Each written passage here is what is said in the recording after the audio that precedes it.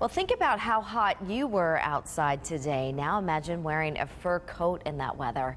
When it comes to your pets, the heat just isn't uncomfortable for them. It can be downright dangerous too. News 8's Josh Scheinblum spoke to some experts about how to keep your pets safe in this weather. He joins us now live tonight in studio. Josh. And when it's hot like it was today and will likely be the case tomorrow, animals can easily overheat. It's why animal medical professionals say pet owners need to know the symptoms of heat-related illnesses.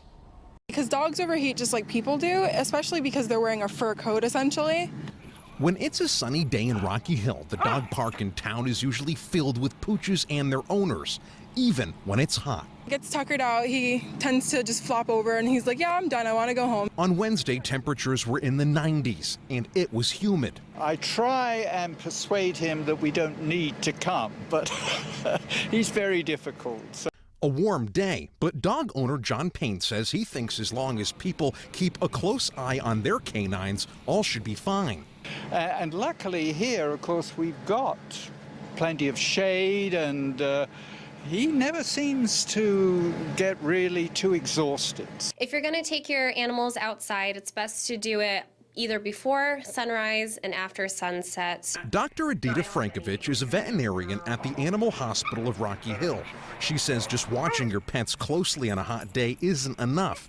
It's also important people know the signs that their animal may be suffering from a heat-related illness. And if you're noticing that your dog is panting more than they would normally be, if they're excited, if they're seeking water more, and even to the extremes of when they might have heat stroke. So if they're laying down, not really responding, vomiting, having diarrhea, things like that, you should definitely seek veterinary advice right away. But even taking your animal out for a walk on the sidewalk can have consequences when it's hot outside. Simply put, they might burn their paws.